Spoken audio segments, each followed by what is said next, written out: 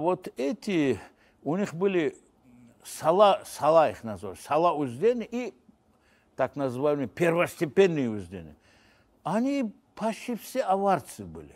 Например, возьми вот эти Клычевые, и сейчас они есть. Они даже их не... Абдул-Азим Клычев еще в 1947 году на аварском языке разговаривал, отлично. Потом эти Казбековы есть, Казбековы, их много офицеров. Вот Султан Саид Казбеков был первый редактор аварской этой коммунистической газеты. Вот. Они, у них родословие есть, они пишут, мы, говорят, из Салатави, из аварцами были. Говорят. Ну, видишь, получается, если бы это Султан Саид аварский язык не знал, как бы это, да, он редактором газеты был бы, да.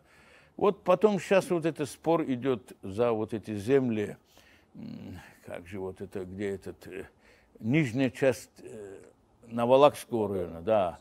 Вот. Это, оказывается, земли, это Пайзулаевы были такие, кумыкские тоже, первостепенные уздения.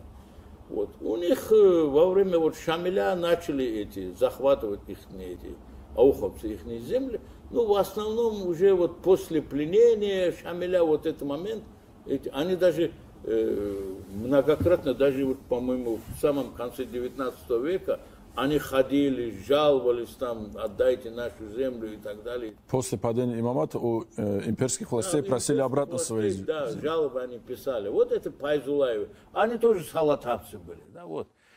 Я вот скидывал, в Инстаграме опубликовал статью про Хаджи Учар Якуба, что ли, который, когда Аксаевских и Андреевских этих уздыни собрали там в Герзели, этот генерал Александрович и Греков, и там начали, короче, их там унижать, оскорблять, потом двоих там главных старейшин арестовали, когда до Хаджи Учара очередь дошла, он взял саблю, вытащил и обоих генералов зарезал жесть. И там перебили потом там всех этих. Он официально идет как кумык.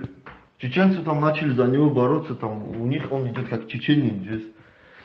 А в книге, вот, по-моему, Хафизова или Айтиперова, там обоснованно доказывают, что он как бы был из аваров, то есть из рода Тавлуевых жесть.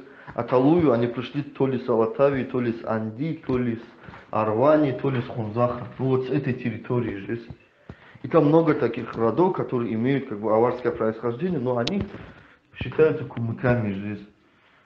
Потому что у кумыков у них легче, чем у нас. У них ты разговариваешь на каком-нибудь тюркском языке, то тут тюрок, кумык жесть. Там не важно, какой у тебя род, не важно там, что какие у тебя предки, все такое жесть. Главное, ты подписался под ихнюю эту идеологию же, и ты все, ихний человек. У нас более сложно у авара. У нас даже, если ты там какого-то поколения авар там начнет искать там в роду предка, который вот какой-то не подозрительный авар жизнь. И тоже нужно вот эти моменты учитывать и брать на вооружение.